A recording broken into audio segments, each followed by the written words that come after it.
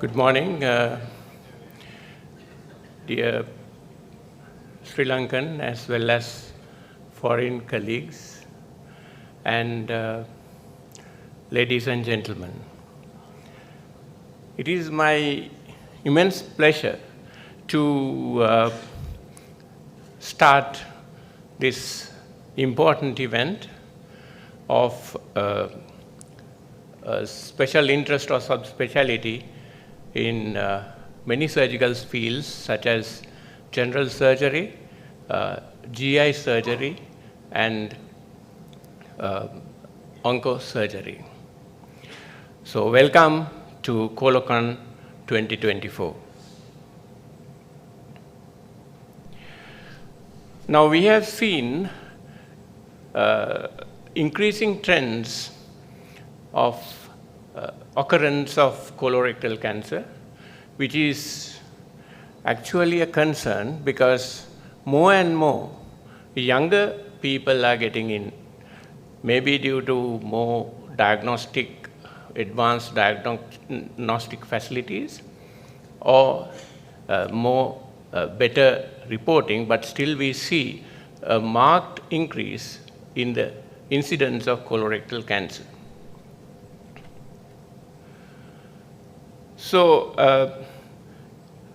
apart from that, we have introduction of new procedures, including laparoscopic surgery. Now, when we were trainees, actually there was no laparoscopic colorectal surgery, only laparoscopic available in Sri Lanka. Laparoscopic surgery was laparoscopic cholecystectomy. Now, I am very happy to say, with the training of the present generation and many older surgeons who had got trained in laparoscopic surgery. So we are doing it has become quite commonplace to have laparoscopic colorectal surgery and laparoscopic other colorectal procedures. This has actually increased disease-free survival. And also we have had more or less a recent change of syllabuses to include colorectal surgery as a special interest.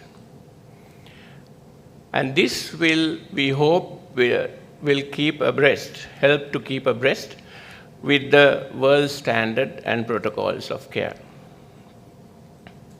So we are actually, in 2021, the need was felt by most of the surgeons. So about maybe 41 surgeons, quite a large number when you compare the total number of surgeons in this small country. At University of Defense University, medical faculty, we formed a Sri Lankan Association of Colorectal Surgeons. And here I must mention the man in the picture, the present president, the ex-president, and also he is the organizer of the COLOCON this year, Wasantha Wijenayake, and the other office bearers I have just mentioned in the slide. And we had worked quite a lot to come to this stage. And at that meeting we had main aims: training, research, and care of patients. So we were actually aiming to have structured training for PG trainees, skill development for already practicing surgeons, including new skills, and then in research conducting collaborative research, maintaining registries, which is in infancy in our country. We still have very little registries to go back, very little audits, unfortunately, but we want to progress that. And then uplifting the standards of care and improving the patient experience. Once we formed this Association of Colorectal Surgeons, we decided not to divorce College of Surgeons. So, because College of Surgeons have been a parent body of the patient, of the surgeons of this country, so we decided to go along and supporting the College of Surgeons and to be under its umbrella. And since then, SLACS has taken over the organization of major part of the lectures and other academic activity on the subject of colorectal diseases organized with the blessing of the college. And this is the second COLOCON organized along with the CSSL annual session. So I'm actually very happy that we have got this eminent panel of colorectal surgeons to present today as resource persons. Okay, one more note. It's actually the president's work is very little. Generally, it's the president is the figurehead. And my secretary, Kesara Ranatunga, I think he won't be able to thank himself at the end of this thing, so I have to specially thank Kesara. And also all the other younger means, as according to Professor Aluvihare, surgeons with young children had actually borne the weight of this. So thank you very much, and I hope you will enjoy the session. Thank you.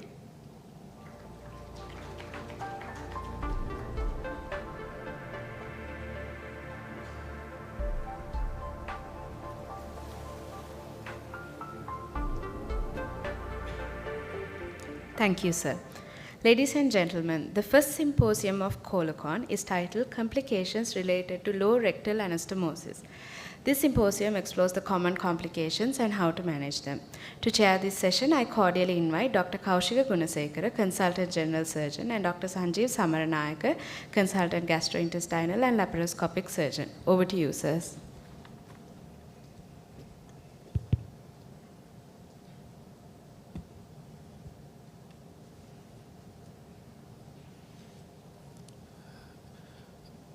Good morning, ladies and gentlemen. The first symposium is on complications of low rectal anastomosis, and the first talk is on early diagnosis of anastomotic leaks. It will be delivered by Dr. Surendra Mantoo, Consultant General and Colorectal Surgeon, Kutak Pat Hospital, Singapore. He is also the President of the Society of Colorectal Surgeons of Singapore. Over to you, sir.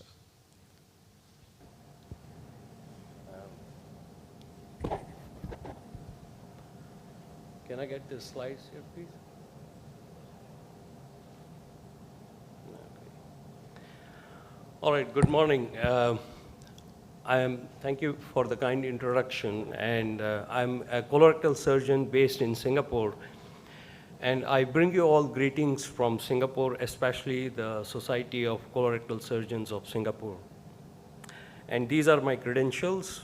I have no disclosures to make for this talk. And over the last few days, some of you have asked me about the healthcare in Singapore, so I decided to put up this slide. In Singapore, the public healthcare is divided into 3 clusters, which is NUHS, NHG, and the SingHealth. And each cluster has 3 tertiary hospitals under them. And my hospital is located in the north. It's called Kutek Path Hospital, and is named after a philanthropist.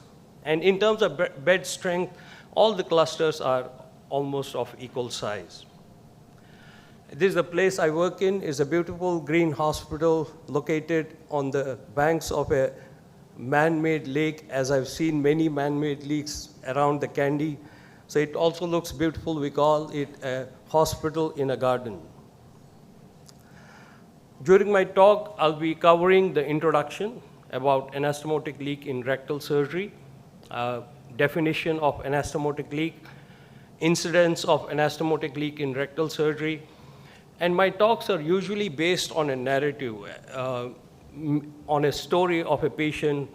And during this talk also, I will take you through the journey of a patient of mine to illustrate the importance of perioperative risk factors for anastomotic leak, how we can diagnose early, is it possible or not, and are there any predictive scoring systems for diagnosis of anastomotic leak? Now, we all know as colorectal surgeons, anastomotic leak is one of the most feared complications and in fact is the most common cause of death after colorectal surgery. And it can have multiple implications on patients. To name a few, patients have increased morbidity and mortality, need for further operative interventions, unintended permanent stomas, increased hospital costs, and there are implications on the oncological outcomes of the patients as well. Now, we all know that early diagnosis of anastomotic leak is always desirable, but I must say at the outset that it is difficult, and there are multiple reasons for that. There is no universally accepted definition of anastomotic leak, but this group called IMAGINE, and the full form is written here, has defined anastomotic leak as a defect of integrity in a surgical joint between two hollow viscera with communication between the intraluminal and the extraluminal compartments. Now, this group also categorized the anastomotic leak based on the severity into A, B, and C, which can have implications on the management of the patient. In terms of incidence, we know that it can vary between 6 to 30%, on an average about 11%. That means 1 out of every 10 patients is at the risk of anastomotic leak. So it's a major morbidity and complications after rectal cancer surgery, and largely based on the criteria for diagnosis and the length of the follow-up. That means we can have anastomotic leak in the immediate post-operative period or even after a week or two. It depends on the definition in the individual literature. Higher rate of leak is seen in the lower anastomosis. That means if the rectal cancer or the rectal pathology is in the mid or lower rectum, you have a higher risk of anastomotic leakage, and highest risk is seen when we do coloanal anastomosis. Majority of the anastomotic leaks are diagnosed between the 7th and 12th post-operative days when patient has a prolonged stay in the hospitals, and it has been seen that experienced surgeons, I'm happy that Sri Lanka is also moving to a colorectal chapter of the college because colorectal itself is a specialty, and it has been seen that overall the morbidity and mortality of colorectal procedures is lower with surgeons who do more often colorectal procedures and are experienced in this field. Now, starting with the journey of my patient, this is a 61-year-old male, history of diabetes, hypertension, hyperlipidemia. He had a rectal mass on digital rectal examination, and it was felt about 8 to 9 cm from the anal verge, and he had a CT scan done which had no metastasis, and you can see one of the cuts shown here. Now, when we talk about early diagnosis of anastomotic leak, we require a high index of suspicion. Now, this suspicion is not only to be in the immediate post-operative period, but it should start right in the whole perioperative period, which means we should have a high index of suspicion in the preoperative period because there are certain factors which put certain patients at higher risk of anastomotic leakage. We should have high index of suspicion during the surgery because there are certain critical steps. If they are not done well or cannot be done well, which I will illustrate with some short video clips, then these patients are at higher risk of anastomotic leak. Now, traditionally, we have always blamed diabetes or smoking or alcohol intake, use of steroids. But with modern management, most of these things can be controlled well. So we have some independent variables or risk factors which can put a patient at higher risk of anastomotic leak. And this is a study from Italy, which is called LARS study, which have shown that some of the independent preoperative risk factors are male sex, and we know that rectal surgery is difficult in male patients, higher BMI, which is also true. Bigger the patient, more difficult is to do the deep pelvic dissection. Rapid weight loss in obese, we always advise our patients to lose weight, but we must be aware that they should not lose the weight too fast. Higher clinical and pathological T and N staging, that means bigger the tumor, difficult is the dissection, and higher is the risk of anastomotic leakage. In fact, this group put up a RALAR score where you can key in some patient details and you can get a prediction of the anastomotic leak. And there is a link shown here. Now, there are some newer factors, gut microbiota, which are under studies, like local microbiome, MMPs, and collagenases, which have been implicated as mediators of anastomotic leak. Now, in terms of intraoperative risk factors, the same study indicated the independent risk factors include when the tumor is closer to the anal verge, that means more distal tumors have a higher risk of anastomotic leak. If the procedure is done laparoscopically or laparoscopy is converted to open, obviously it means that the procedure is more difficult, they are at higher risk of anastomotic leakage, and the number of staple firings to transect the rectum is also a risk factor for increased risk of leakage. Now, when we come to the intraoperative factors, this patient underwent a seemingly uneventful laparoscopic low anterior section. The distal transection of rectum is one of the key or most difficult steps of a rectal cancer surgery. And that's because of the narrow pelvis, and our staplers do not articulate enough to account for the radial or the perpendicular transection. In this patient, we had to fire 2 staplers, and which is reasonable because male pelvis is narrow. It's very difficult to get a single stapler across the rectum, and it seemed to be all right. The second factor,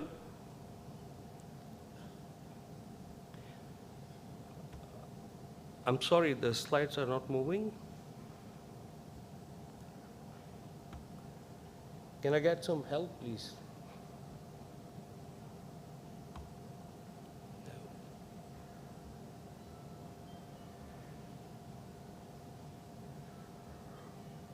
My apologies, some of the slides are not moving.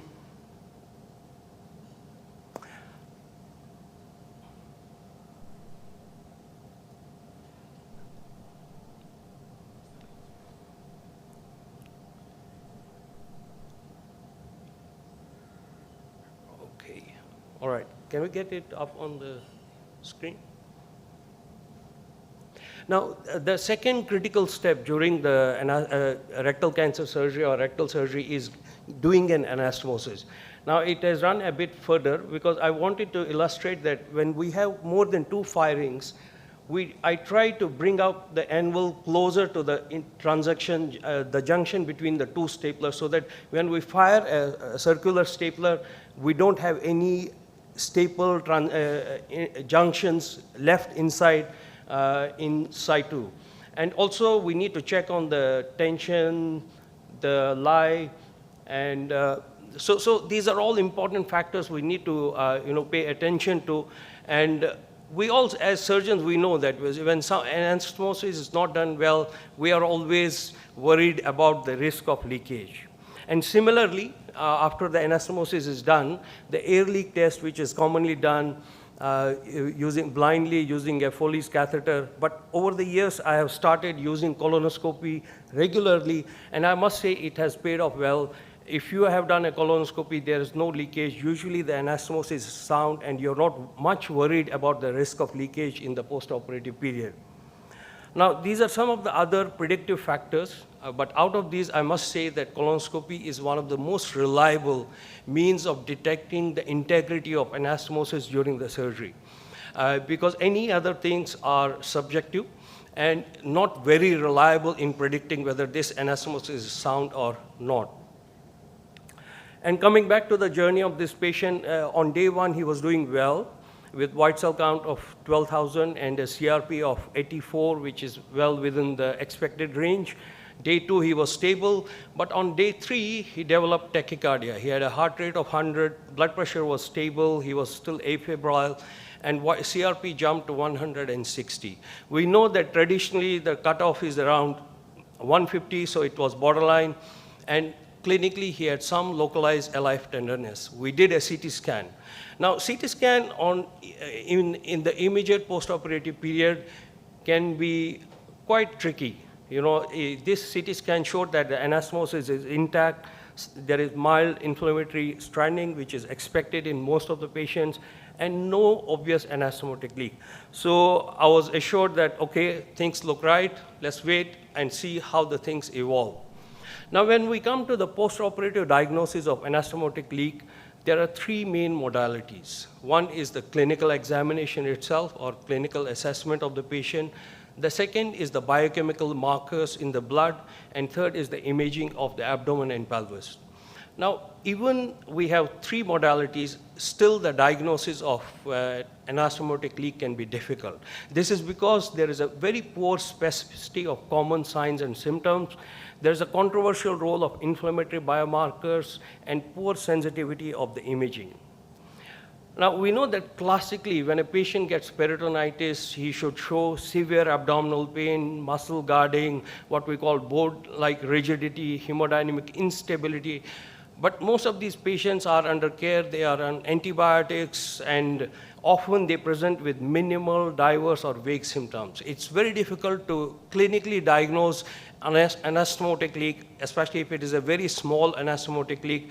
And in fact, the papers have shown that the abnormal vital signs have a positive predictive value of only 4 to 11%.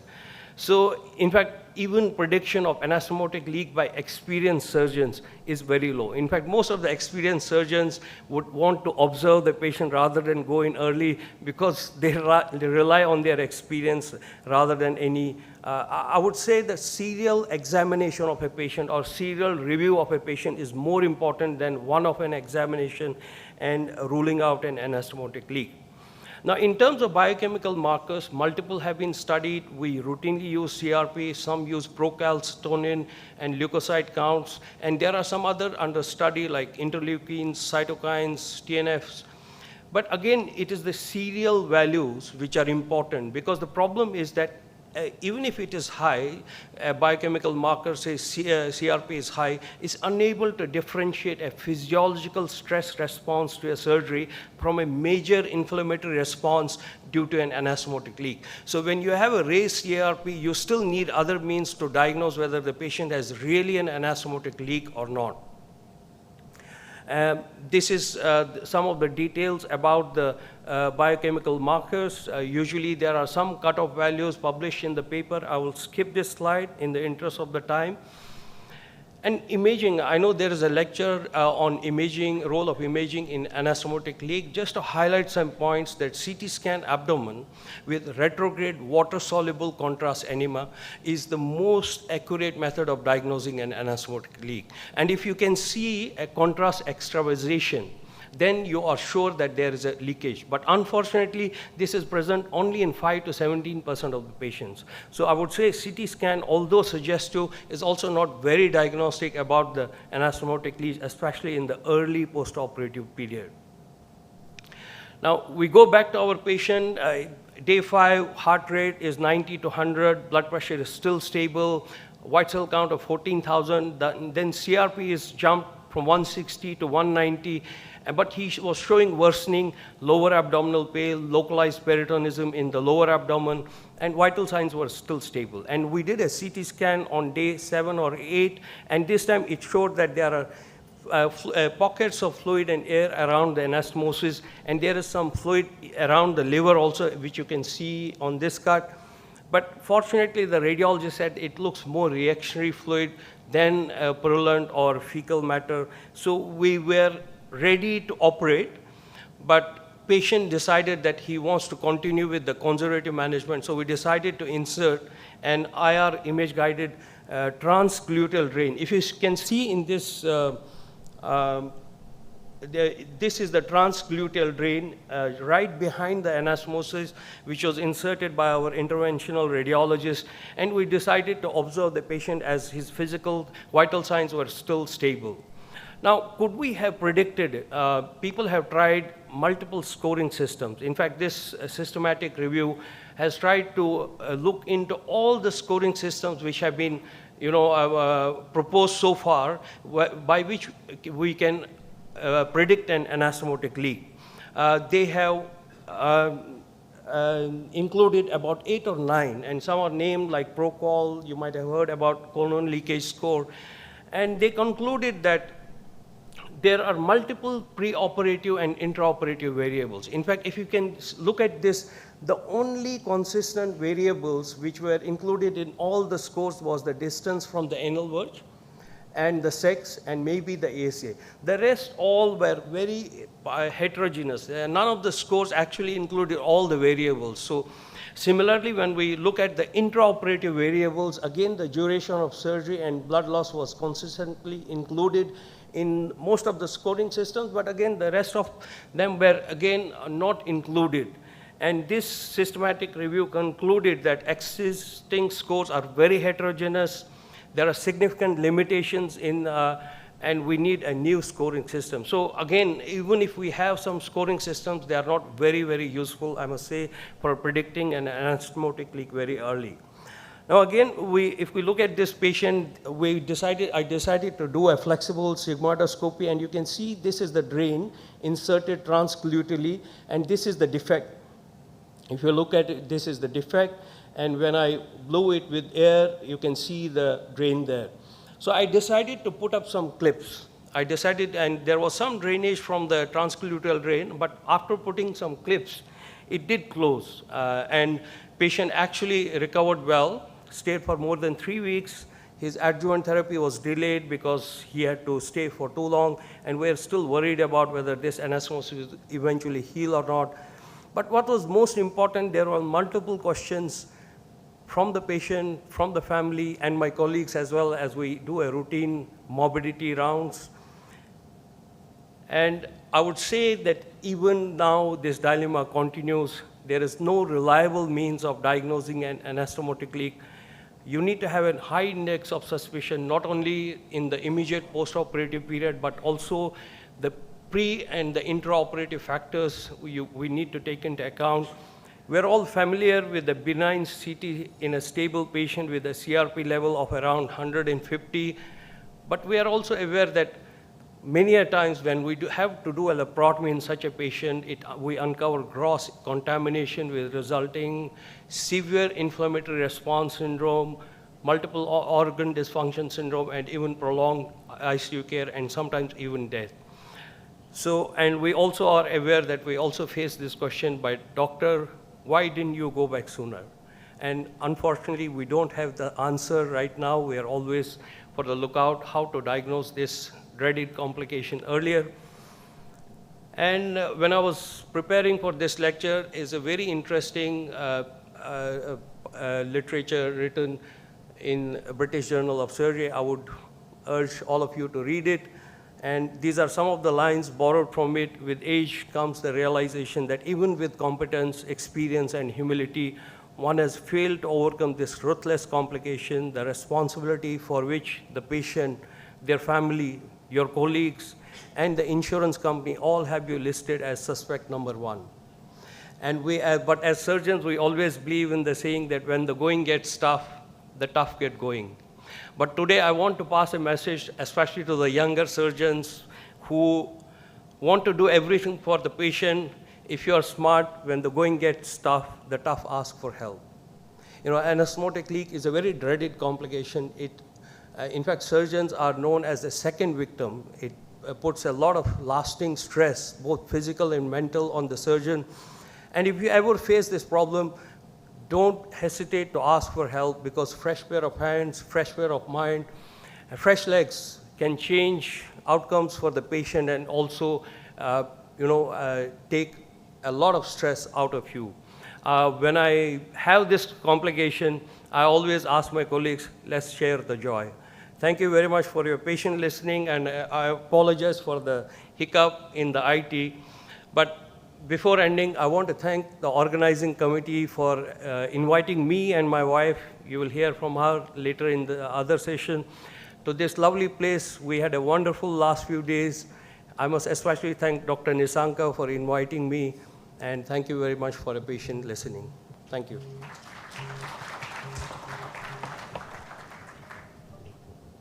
Thank you, Dr. Surendra Mantoo, for that very informative talk on anastomotic leaks.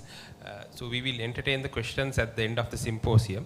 Moving on, we have our next speaker lined up, Dr. Thomas Glover. He will be speaking on anastomotic leaks, role of imaging. Dr. Glover is a consultant radiologist at St. Mark's Hospital, London. He will be joining us online.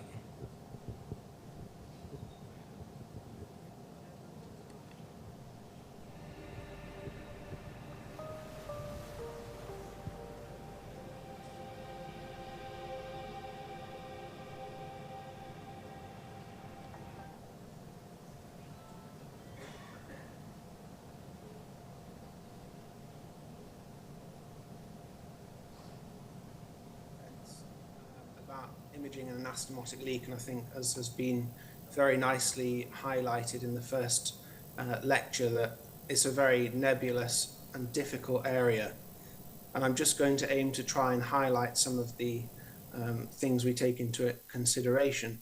So what am I going to talk about? I'll talk a little bit about the classification, some diagnostic strategies, how, why, and when, radiological signs that we look for, and then a few challenges and pitfalls just to round it off. So, as was said before, there are a lot of different definitions of leaks. I quite like this short and sharp, a leak of contents from a surgical joint. I think that sums it up quite nicely. And we sort of think about leaks sort of acute versus chronic, in less than 30 days, more than 30 days, again, variable definitions. But what are we using with low anastomotic assessment? Well, we use both plain CT and also rectal contrast CT.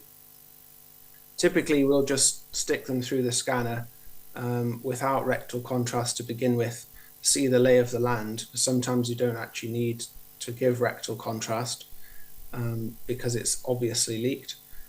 Other times it can be much more subtle. There can be a lot more uncertainty depending on the particular case, and we'll give some dilute rectal contrast and scan as soon as we've been given the injection at rectum. Technical factors as to, should we give rectal contrast? Well, there's a few technical factors that can make this a little bit more tricky. So the positioning of the tube, that can be notoriously difficult depending on the actual level of the anastomosis. People are reluctant because there's in theory some potential to disrupt the anastomosis. And then there's also theoretical problems with pressure of injection. How much do you sort of push, especially when it's all a bit tight and edematous there. But I think overall, the risk is relatively low, and I haven't seen any specific complications related to those issues so far. And one thing actually, as a side note with regards to rectal contrast, is that because you have such dense contrast, even when you dilute it in the lumen, assessment for ischemia becomes a lot more challenging. So again, helpful to have a plain CT, at least in the first instance, with a low threshold to then repeat a CT with rectal contrast. When should we scan? Well, I would emphasize that actually the most important thing here, there's multiple assessments, predominantly clinical and with the imaging with sort of variable sensitivity, but close collaboration with surgical colleagues is by far the number one thing that I find helpful in this scenario, trying to gauge the level of concern. We don't really pay attention too much to sort of levels, cutoffs of CRPs and post-operative days. But having those close links is really important, I think. And we scan whenever the team is concerned. So coming on to sort of radiological signs to look for, well, there's a bunch of signs looking for things like free gas around the anastomosis, larger volume free gas. Sometimes you can see a big gaping defect. Other times you can see a collection. Sometimes you get a combination of all three. This is a case, day 5, post-lower anterior resection, that was a leak. As you can see the arrow here, there's some little locules of gas here. This was later shown to be a leak. Some things that we have to make sure we look out for, again, from collaboration with the surgeons or looking at the operative note at the very least, is to make sure that we know what type of anastomosis it is, whether it's end-to-side or end-to-end. So we don't want to be mistaking gas outside the lumen that's actually just in the cul-de-sac. Free gas, quite obvious and quite concerning when you're sort of day 6, 7 after an operation, as in this case here. One thing I would mention is that sometimes, as happened in this case, this was actually perforated duodenal ulcer post-operatively rather than a leak. So we have to bear in mind other potential causes before we sort of go charging in and diagnosing an anastomotic leak. And this is an example here. Again, the defect was actually just above the level of the anastomosis, and you can see on the left side that actually that ring looks nice and intact. But when we gave rectal contrast, you could see that there's actually quite a big defect sort of at 2 o'clock. This is a slice taken slightly higher, showing that collection cavity anteriorly. Other things that we look for are etiologies of leak. And the sort of two main things that we can look for are things like ischemia of the chondri and also internal hernias, which I think is a generally sort of under-recognized phenomenon in this scenario. So this is just an example to show the ischemia. That's the anastomosis there. You can appreciate some enhancement of the residual rectum. But here, this is the colonic chondri. It's all gray because there's no enhancement. And this was an ischemic chondri at day 4 post low anterior resection. So again, risk, and this patient did indeed leak as well. Now, a little bit on internal hernias quickly. So spot the difference. This is a preoperative picture on the left. This is a postoperative picture. Now, if I label that, the red asterisk here shows the colonic chondri. And on the left, you can see that actually the colonic chondri is relatively anterior. It's not flush to the peritoneal surface as it should be. And you can see these small bowel loops herniating in behind in the so-called internal hernia. And this is post-op when they've fixed it and just brought the colon back onto the peritoneum. And you can see that actually the vessels in the small bowel are now anterior to that chondri. And this is what it looked like intraoperatively. So you can see those small bowel loops herniating under the chondri. And the part of the potential theory is that if you've got that mass of small bowel loops, particularly when it's larger, it can exert pressure on the colonic chondri and therefore on the anastomosis and therefore create tension and disrupt it. This was another case which actually had a similar, well, had an internal hernia again. So you can see a central chondri here with this massive small bowel loops herniating in behind. And this is what the anastomosis looked like. We'd also given rectal contrast here. And we can see a big defect in the right anterior quadrant at the level of the anastomosis. So we've looked at this a little bit. It's in marks.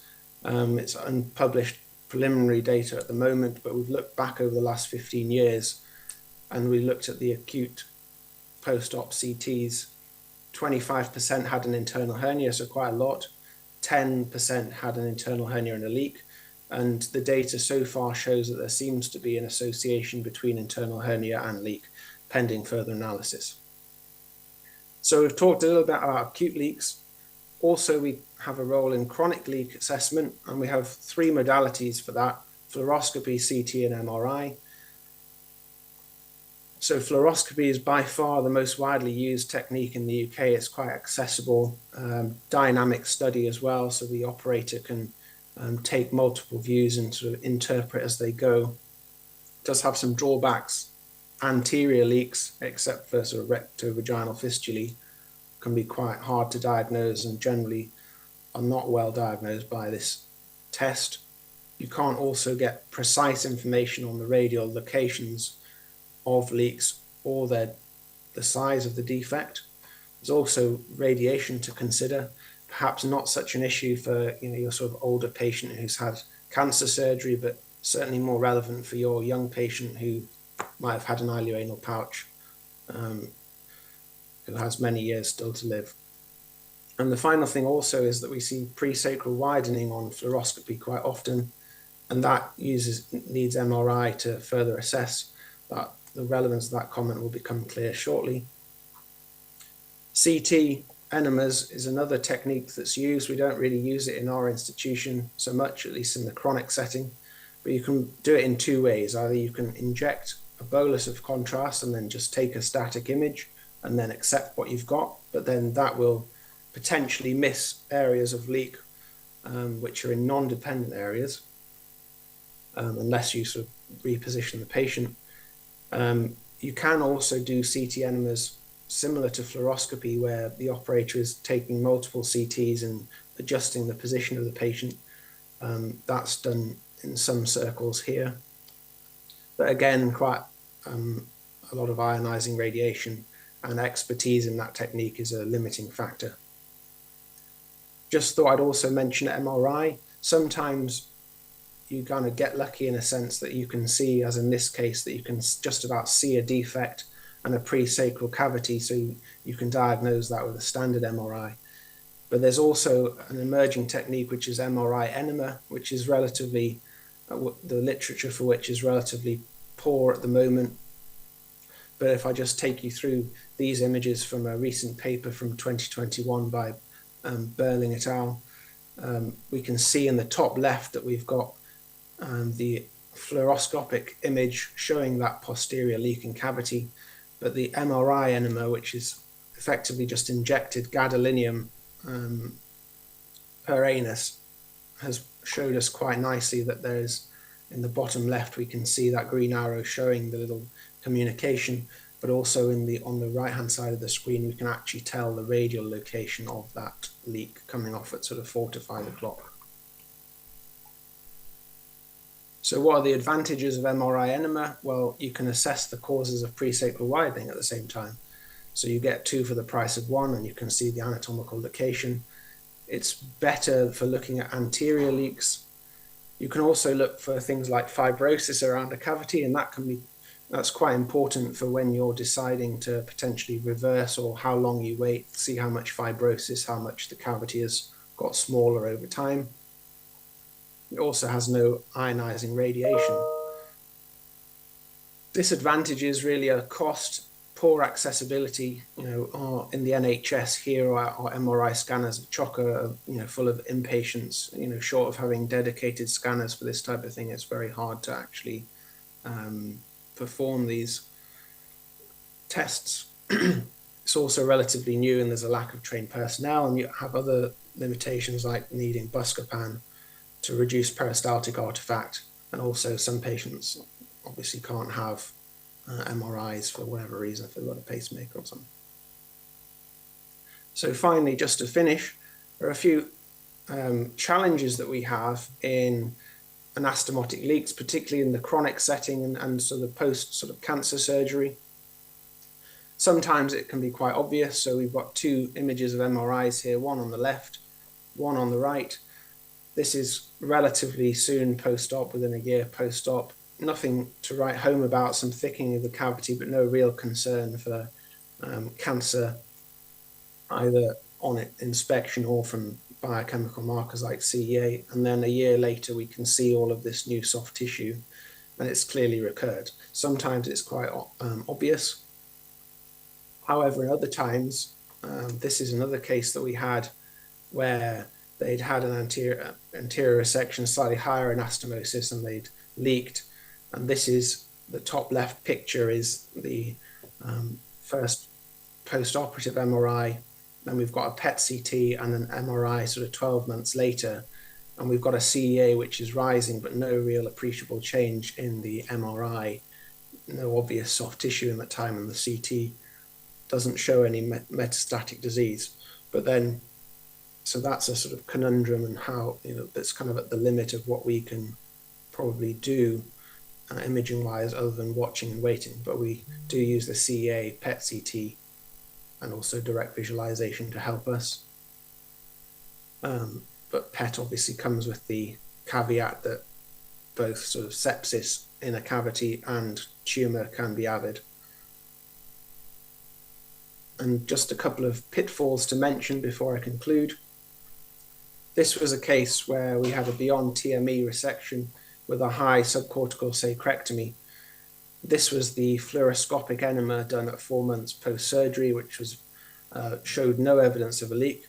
And then suddenly on 6 months post-surgery, this was the CT with some density and a small collection presacrally. So this was raised as a possible leak.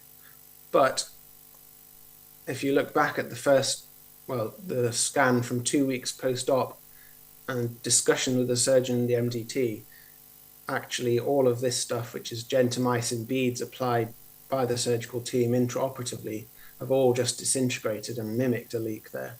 So that was quite an interesting learning experience. And the other one to watch out for that can look like a leak, particularly on plain CT, are hematomas. This was called a leak, turned out to be a presacral hematoma. The patient was guided, management went clinically appropriately so, and he actually improved, and this turned out to be a hematoma. But again, it looks quite suspicious for a leak, big collection, gas and fluid right next to the anastomosis. So in summary, I think the paramount point really is that it's really important to have a good relationship with surgical colleagues, an open dialogue. We don't work in silos for the good of the patient. We have multiple diagnostic tools at our disposal, CT with and without rectal contrast in the acute setting, fluoroscopy, CTMR in the chronic setting. MRI enema is an emerging technique. There's not much literature on it at the moment. It needs further sort of larger scale assessment really to be evaluated. But overall sort of cost, local availability and sort of skill sets are the most important determining features as to what is favored by various departments. And the final thing really is that internal hernias, I think, are an under-recognized phenomenon at the moment. It's something to be aware of in your practice and to look for actively after an anterior section. So thank you again for the invitation to speak, and thank you for your attention. Thank you, Dr. Glover, for that detailed presentation. Next, we have treatment and prevention of anastomotic leaks by Dr. Wasantha Wijenayake, Consultant General and Colorectal Surgeon at the University Hospital, Kothalawala Defence University, Sri Lanka. His special interests are in minimal invasive surgery and laser in proctology. Over to you, Dr. Wasantha. Good afternoon, everyone. And thank you very much for this opportunity to talk about anastomotic leak prevention and treatment for the College of Surgeons as well as SLACS. I have taken some images from the web. That's the only disclosure. First, we will look at prevention because before we start to treat the patient, if we can prevent it from happening, that's the best course of action. But there are certain things that we need to know and about anastomotic healing, factors which are contributing to a leak and how to avoid that, and technical aspects of surgery and limitations and the way that we need to go forward. There are some patient factors which cannot be modified, and some patients have malnutrition and as Dr. Mantoo mentioned, rapid weight loss, hypoalbuminemia, cardiovascular disease and high ASA score, and those who have been on immunosuppressions, diabetes, NSAID use, and those who have undergone radiation therapy, and male sex and use of alcohol and smoking are contributing factors to give rise to anastomotic leaks. There are some surgery related factors as well, and multiple blood transfusions, intraoperative contamination of the surgical field, and the distance of the anastomosis to the anal verge, and poor blood supply to the anastomosis, high anastomotic tension, and high intraluminal pressure of the bowel are all contributing factors. But what are the consequences of the anastomotic leak and why should we try to prevent it? It increases morbidity and mortality, and it has there are high rates of post-operative complications, and the risk of permanent stomas are high, and the reoperation rates are high, poor health-related quality of life, especially with low anterior resection syndrome, extended length of hospital stay and increased hospitalization costs. Readmission rates are high, ICU admission, and the oncological outcome is poor because of the delay of adjuvant therapy. If there are 3 or more risk factors that I mentioned earlier were there with any patient, then they are at a higher risk of leaking. Therefore, we have to optimize the patient preoperatively. Start it preoperatively with prehabilitation by correcting nutrition and CVS cardiovascular rehabilitation to improve endurance of the patient, and we need to reduce the weight of the patient, but we have to increase lean body mass of the patient. That is beneficial. And to optimize comorbid factors like diabetes, cardiovascular disease. If the patient is on certain prescribed and self-medicating drugs, it needs to be revisited and revised, and reduce an abstinence of alcohol and smoking. There are some of these factors are not altered, cannot be altered, and these are them.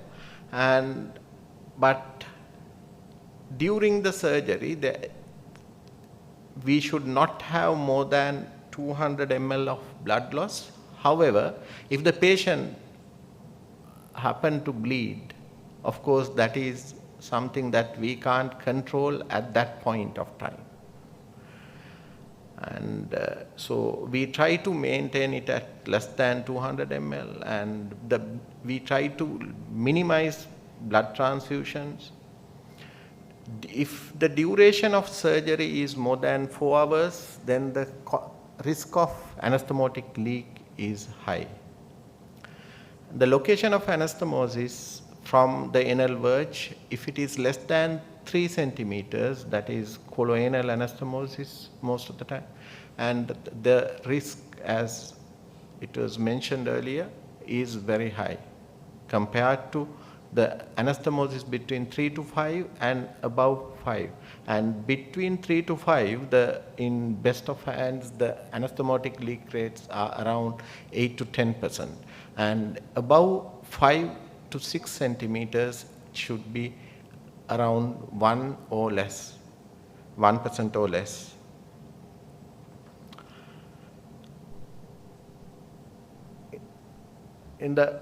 In preoperatively, what can we do as surgeons and what can we do as clinicians? Mechanical bowel preparation and oral antibiotics has shown to reduce anastomotic leak rates to 2.8% from 5.7%. And this is with Cochrane reviews, it is the latest data shows that it has an impact. Neoadjuvant chemoradiation, if the patient needs neoadjuvant chemoradiation for advanced rectal cancer, that is beneficial in the long run, in the long-term prognosis of the patient. However, the timing of surgery has to be optimal, and we need to try and accommodate this patient's surgery on time. There are some surgeon factors which was mentioned. The training of surgeon on this type of surgery, and surgeon sleep deprivation, experience in this, and the specialty of the surgeon is very important. These are important factors which are again assessed at various reviews, and in Cochrane reviews it was proven that it has benefits on their own. laparoscopy versus open surgery has mixed results. And some of the publications have shown that laparoscopy surgery carries less incidence of anastomotic leaks. However, the open surgery is more quicker, and therefore it has its own benefits as well. About hands-on and stapled anastomosis, I think we can discuss it at the discussion time. And prophylactic anastomotic drainage is again not concluded as to whether it's benefited or not. Diverting ileostomies, whether it's an ileostomy or a colostomy, can have different impact on the patient's life, and however, it will reduce the clinically apparent leakage and reoperation rates, but there is no reduction or no difference in overall mortality of these patients when you compare with control group without stoma. Anastomotic technique is very important, and the surgical technique, it is very important to take down the splenic fracture always for colorectal anastomosis, especially if they are low rectal anastomosis. And air leak testing, as we saw, it may be negative, but it can still leak. And perfusion assessment in Pillar 2 trial showed there is no difference in a high volume surgeon's hands. There is no difference between the assessment of ICG and near infrared perfusion rate, perfusion of the anastomotic level by ICG and near infrared fluorescence has no difference to control group in the hands of experienced surgeons. The blood supply to bowel is another important factor, how we should preserve the blood supply to the bowel segments. With what level we should ligate the blood supply. Is it at the origin of the inferior mesenteric artery or after giving rise to the left ascending colic artery? These are all not finalized. And defunctioning stomas, is it always needed to create an loop ileostomy? Is another but debated factor. And the place of ghost ileostomy, because if you look at the leak rates, and if you take the leak rates as 10%, so we would be creating 90 unnecessary ileostomies to prevent these 10% leak rate. And therefore, it's doubtful.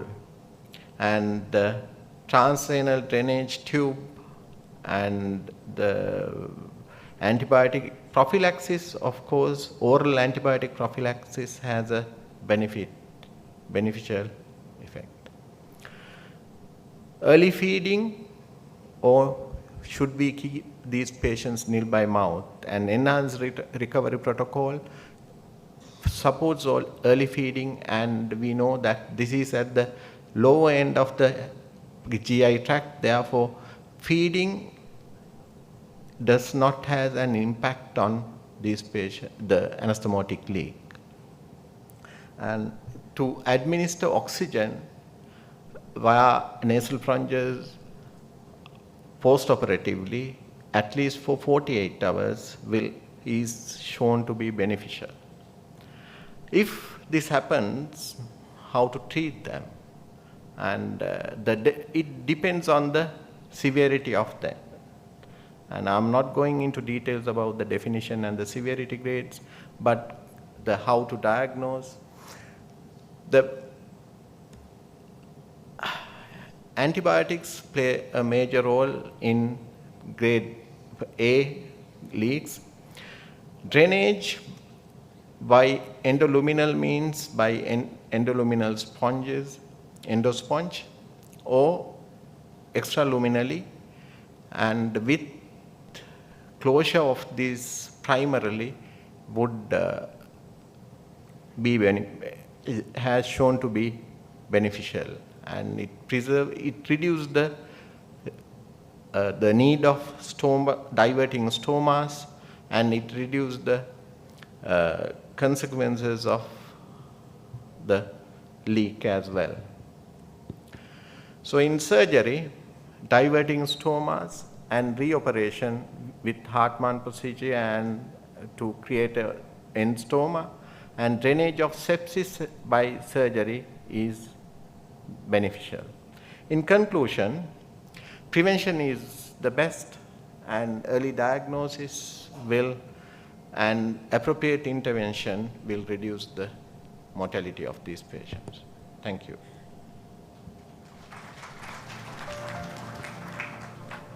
Thank you, Dr. Wasantha Wijenayake, for sharing your thoughts on anastomotic leaks. So next on this symposium, we have lined up the topic of low anterior dissection syndrome. This would be done by Mr. John Camillerie-Brennan. Dr. Brennan is the consultant general and colorectal surgeon, and he's also the clinical lead in colorectal cancer at Forth Valley Royal Hospital. He is also the current vice president of the Royal College of Physicians and Surgeons of Glasgow. Over to you, Mr. Camillerie-Brennan. Thank you very much, Mr. Chairman, ladies and gentlemen. I promise to be brief. I know that the food is, getting cold. So my topic, the topic that I'm going to discuss is the low anterior section syndrome. So what's a low anterior section? So an anterior section is basically restorative rectal resection, usually for cancer. So the rectum is resected and the bowel is anastomosed. So there's a primary anastomosis. And the low anterior resection is where the anastomosis is low, coloanal anastomosis effectively. So there are documented and commonly documented symptoms following a low anterior resection. And this has led to the term the low anterior resection syndrome, or LARS. And Professor Charles Knowles in London has worked a lot on this. And his group came up with a definition 12 years ago. So LARS is defined as a disordered bowel function after rectal resection leading to a detriment in quality of life. So that important phrase, detriment in quality of life, is a key statement. So what leads to LARS? What is the pathophysiology? So it's basically the main factor is the loss of the reservoir function of the rectum. The rectum is resected. The prime function of the rectum is a reservoir for feces. And when the rectum is resected, especially in a total mesorectal excision, TME, that reservoir function is lost.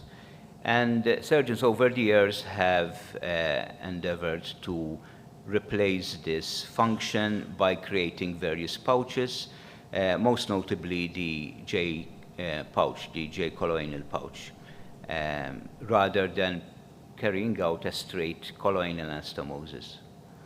The operation itself leads to potentially damage to the autonomic nervous system, especially if the dissection is outwith the mesorectal plane. And chemotherapy and radiotherapy, especially if given in a neoadjuvant setting, may affect the function of these nerves. which in turn affects the function of the neorectum. And also, studies have shown that the diverting stoma may have a negative impact on the postoperative function. And that is, we don't really know the exact pathophysiology. However, the development of diverging colitis may be involved. So basically, the treatment involves, it's a balance, an equipoise, whether to carry out a colostomy and balance that with morbidity, quality of life, bowel function, etc. So yes, the two main factors are the loss of reservoir function and primarily the height of the tumor.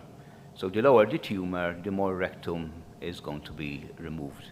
And essentially, it is the height of the residual, the height of the anastomosis. So the lower the anastomosis, the higher the risk of developing LARS. And also radiotherapy, for the reasons I mentioned, is also a main risk factor. So following, research, the team from New Zealand published there was an international consensus definition of what LARS is.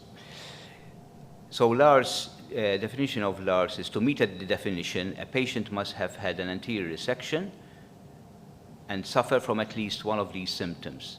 So unpredictable bowel function, altered stool consistency, etc. That results in at least one of the consequences that are listed on the right.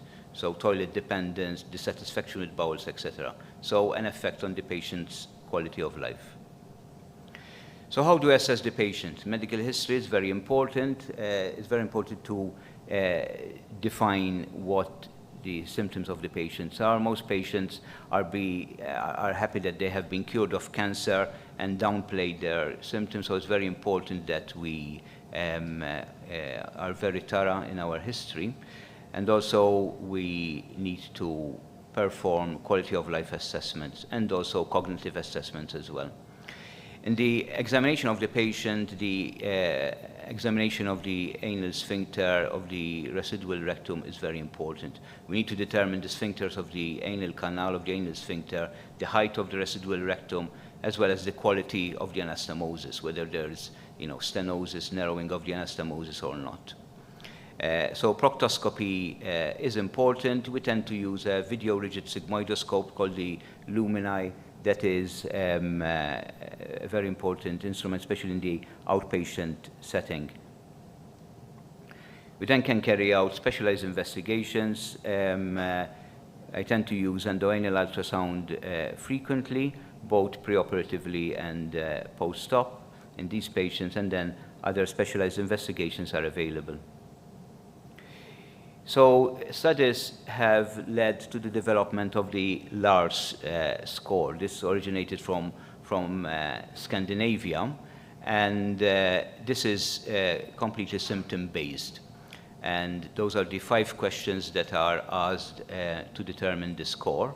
And the higher the score, therefore the higher the symptomatology, the higher the classification. So patients with a score between 0 to 20 is by definition that there's no LARS involved, but those with a score of above 30 have got major LARS. And that score then helped to develop a predictive score. So the patient will need to be counseled, need to be, sort of a discussion with them on whether we're going to carry out low anastomosis or whether we're going to construct an end colostomy. So the discussion with the patient and with their relatives, with their caregivers is very important. But, so what tools are we're going to use to give them this information? So the POLARS score, the POLARS charts are what we use. So this takes all the information of the post-operative LARS scores, and a predictive tool has been made, and this helps in preoperative decision making. So for example, a patient who's going to have low rectal resection for cancer and radiotherapy, whether it's neoadjuvant or adjuvant radiotherapy, is expected to have a 60% risk of developing LARS. Whereas a patient who is going to have a high anterior resection with no radiotherapy, the risk is much less. So then this tool then helps to give the crucial information to the patient and caregivers as to whether they decide whether to have a permanent colostomy or an anastomosis. And this is especially in the setting of the age of the patient. So the majority of patients with rectal cancer are elderly, and with a peak in the 70s.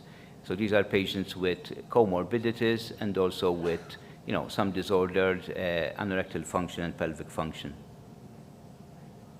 So the treatment decisions, especially in older age, this is a shared decision making. It's a multidisciplinary approach. We certainly need to assess the pelvic floor for any dysfunction preoperatively.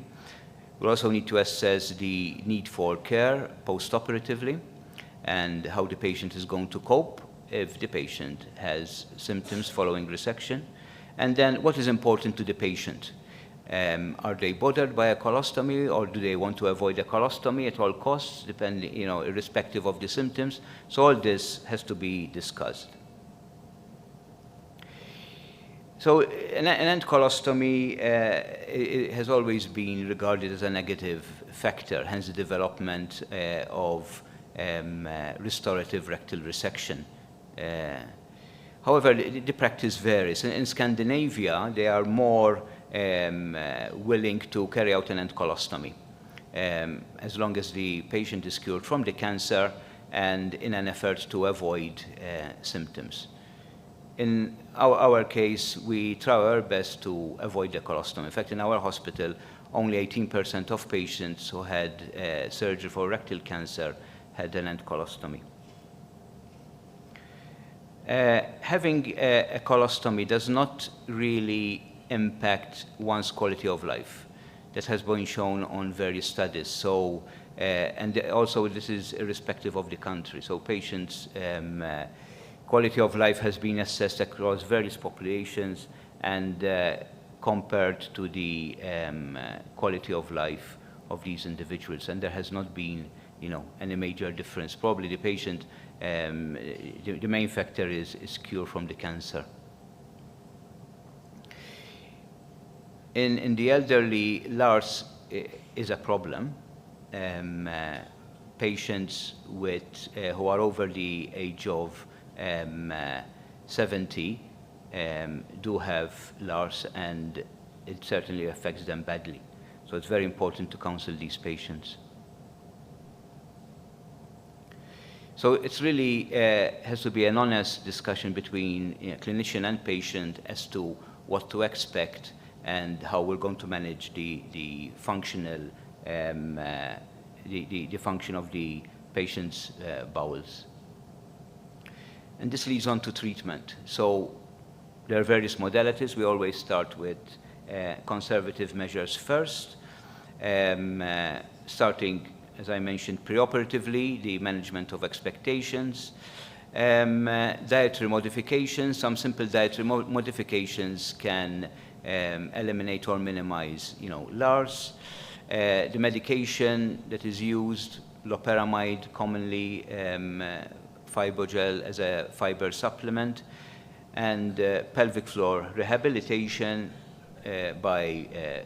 under the guidance of physio, and also leading then to transanal irrigation. So there has been this program which has been, very effective. It is called the Boreal program, and it is an algorithm-based management program that has been shown to be effective in managing the the anterior resection syndrome and the symptoms. And this can be used by nurse specialists. So it does not need to be a colorectal surgeon who is involved in this. So these are the various steps. So there are 5 steps involved in this, starting, as I mentioned, with dietary modification and bulking agents, biofeedback. And that if that doesn't help, then patient may be referred for sacral nerve stimulation. And also antegrade NMS may help. And if these measures don't fail, then the patient would be referred for a colostomy if the patient wants that procedure. So these are the results. So at 30 days, the patients in this study from France had major LARS. So after 30 days, 48 of patients had major LARS. But after undergoing a rehabilitation program at 12 months, only 12% had major LARS. So certainly this is something, recommended. If, however, the patient's symptoms fail to be controlled, then there's always a colostomy as the option. So in conclusion, ladies and gentlemen, Mr. Chairman, we know that LARS is common in restorative rectal resections, and the two main factors involved are the height of the tumor, or the height of the length of the residual rectum, and also neoadjuvant radiotherapy. So the management of this is multidisciplinary. That's very important. It's a shared decision-making with the patient, primarily caregivers, and us as those who treat the patient. And we need to consider the risks and benefits of treatment in order to obtain an acceptable outcome for the patient. And the treatment should be started early rather than let the patient suffer. So it's very important that the patient gets support soon after surgery. Thank you very much. Thank you. Thank you, Mr. Camillerie-Brennan, for that in-detail presentation. I think we have about 10 minutes to take any questions. Can I invite you and the other two speakers to the stage to take some questions? And I believe Dr. Glover is also online to answer some questions. Can I ask the first question from you, Mr. Brennan? What's your sort of treatment protocol for leaks? Do you use the endosponge routinely, or a rectal drainage? Is there a protocol that you have depending on the size of the leak? Yes. So you may use the endosponge for low anastomosis. So certainly, first of all, the patient has to be imaged thoroughly. So that's very important to define the presence of the leak, how big the leak is, and most importantly, the condition of the patient. You see how unwell the patient is. If it's localized sepsis, then yes, early endoscopy and use of the endosponge has been shown to be beneficial. However, the patient has to be counseled about this, because the endosponge may need to be kept in situ for quite some time until the cavity and the leak improves. So regular imaging would be important, and all this is done as an inpatient. If there's any deterioration of the patient, then one would need to carry out other measures, including diversion or a colostomy. Yeah. Surendra, thank you very much for excellent presentation. It's bit most of the trainees walked out during the most important part of the symposium, I suppose. Now, anastomotic leak, when we anastomose, we know that you do ICG, leak test and sigmoidoscopy, but in our part of the world, in Sri Lanka, we don't have the facility to do ICG regularly. Sigmoidoscopy, again the same, not most units have that. But air leak test we do regularly. So, but problem is there's no uniformity in applying pressure in air for air leak test. So therefore, if the studies says the positive air leak test is about 3 to 25% in some studies. The question is, if you detect a air leak, what would you do? Thank you, Wasantha. I think that's a very practical question. Even sometimes we also do not have a colonoscope available at the end of the procedure. So you need to have, I would say, more than one methods to check the integrity of an anastomosis. To start with, on the proximal side, I always check for the marginal blood flow, backflow. And if it is very pulsatile, brisk blood flow, I'm more than happy not to do the ICG, because I'm pretty much confident if I have a good backflow in the marginal artery, then the vascular supply is taken care of. Now, the question comes when, doing an air leak test using a Foley's catheter is very subjective, it depends, and most of the times it's one of the junior members of the team who goes down between the legs and insufflates, and we cannot control how much. And so that's why I've over the years realized that it is better to do a colonoscopy, which can help you in more than one way. Firstly, it can detect whether there is a leak or not. Secondly, it can also help you to assess the health of the proximal colon. Many a times towards the end of the operation, where you're worried, it looks a bit dusky, not nice. And also it can tell you about whether there is excessive bleeding. These are some of the things we're worried about in anastomosis. Now, when you have a positive air leak test and you have done a colonoscopy and you're doubtful about the health of the proximal colon also, I would advise to revise the anastomosis. That's the best thing to do if it's possible. But if it is a very low anterior section and you don't have a colonoscope, the only way is to divert. I would say you divert the patient and hope for the best. Thank you very much. The bleeding is the other thing for the trainees. If you detect a bleeder, you can control. Yes, we have means we can put a clip or any hemostatic agent to control the bleeding, because that also can give us trouble in the post-operative period. Yeah, for the trainees, so take-home message: if you detect a leak, if you can revise the anastomosis, revised. But otherwise, if you can suture, sometimes you may attempt, but always recommended to defunction. In that case, well, what do you think? Suturing, we must take with a pinch of salt. If it is very, very low, you don't need to, because for suturing, you need to introduce at least some proctoscope or something. And you're worried stretching the rest of the anastomosis. So personally, I prefer not to suture.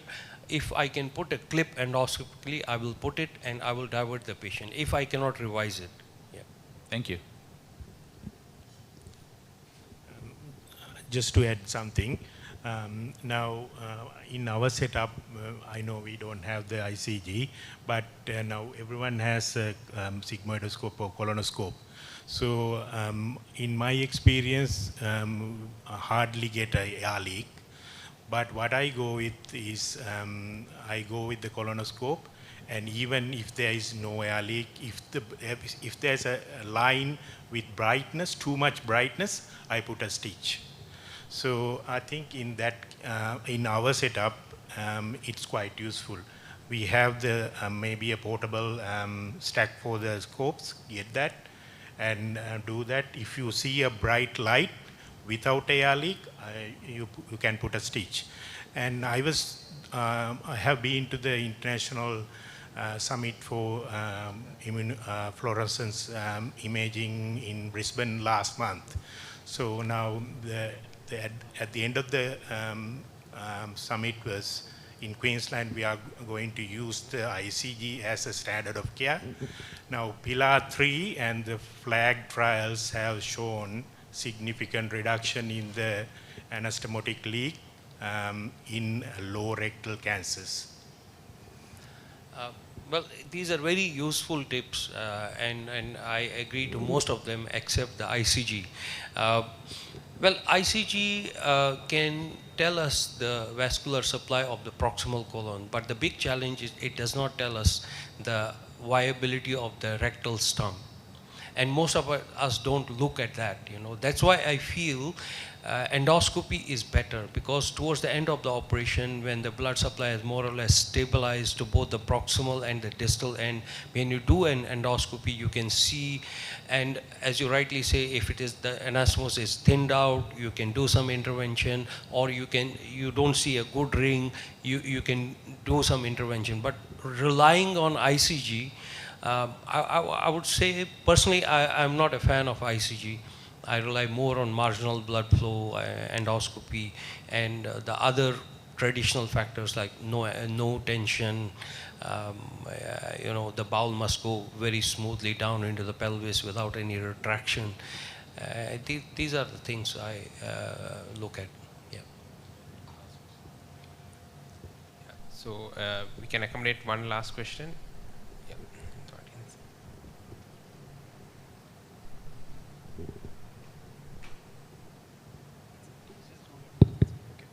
Good afternoon, sir. My question is, what are your thoughts on early versus prolonged post-operative nil per oral period and with occurrence of anastomotic leak? I'm sorry, could you repeat your question? I couldn't get it. Yes, sure. What are your thoughts on post-operative nil per oral period, that is early or prolonged, with the occurrence of anastomotic leak in low colon anastomosis? I think that point was illustrated by Dr. Wasantha. I will hand over to him to answer this question. Yeah. Actually, it is the anastomosis is at the lower end of the GI tract, and even if you don't feed these patients, there would be fecal matter which is coming that way, and it is irrespective of you feeding the patient or not. So it is not going to change anything. But only thing is that if this patient leaks, then the consequences will be less if you have not fed the patient. Otherwise, it is not going to prevent a leak. Okay.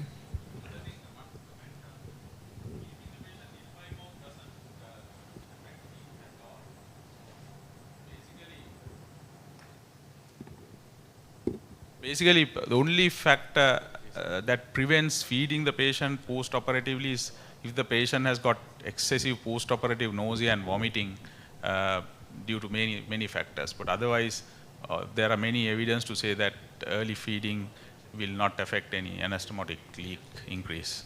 What do you think, Surendra? I can share our experience. We routinely feed our patients on post-operative day one. But it depends the kind of feed, what they can tolerate, depending on the nausea and vomiting. If patient is, we can give them full feeds. Full feeds means like semi-solid diet or clear feeds, And it really does not affect the integrity of the anastomosis. The only time you need to be careful if there is a leak and patient gets paralytic ileus, which you will know that there's distension, there's no output, no gas, then we restrict a bit of feeding. But even then, I tend to give my patients about few hundred ml of clear feeds, and that's not for, that's to keep them satisfied, keep the gut going, and it really doesn't impact the severity of the leak. Yeah. One more comment on the technical aspects, which I practice now. I do the circular staple anastomosis not in the middle, take the gun through the side of it.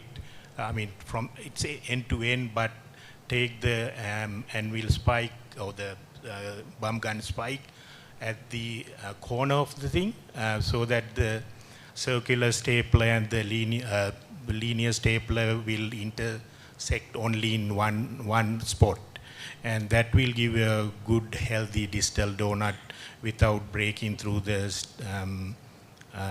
stapler line, which anyone can practice.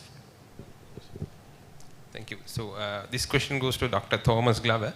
So there can be a patient who has a chronic presacral sinus after a low rectal anastomosis. In such a situation, what would be your preferred imaging modality? Well, I think we would go for a fluoroscopic evaluation first. That would be the preference, and then if there are any sort of fine-tuning or sort of problem-solving aspects related to the case, then we might consider doing a CT or MRI enema. We really don't do that very often. It's predominantly fluoroscopic assessment. But as I said, it sort of varies depending on the center and expertise available. Yeah, thank you, Dr. Glover. So can we give a round of applause to all the speakers for an excellent symposium? Thank you very much. Thank you, sir. With that, we conclude the symposium on complications related to low rectal anastomosis. To express our gratitude, I invite our chairpersons, Dr. Kaushika Gunasekara and Dr. Sanjeev Samaranayake, to award the tokens of appreciation to our resource persons. Dr. Surendra Mantoo,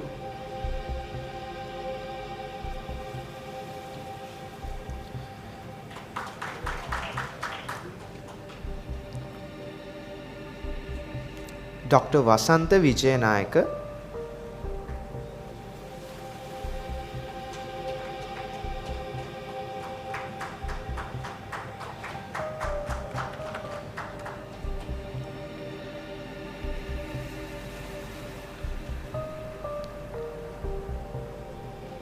Mr. John Camillerie-Brennan,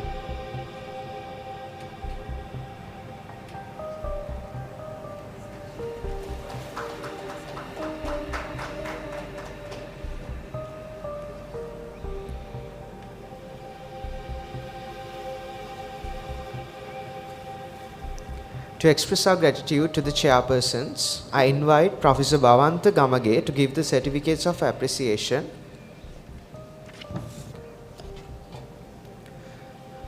Dr. Sanjeev Samaranayake,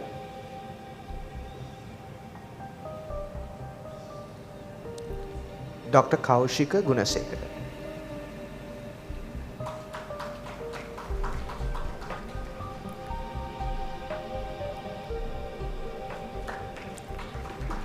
Ladies and gentlemen, with that we break for lunch.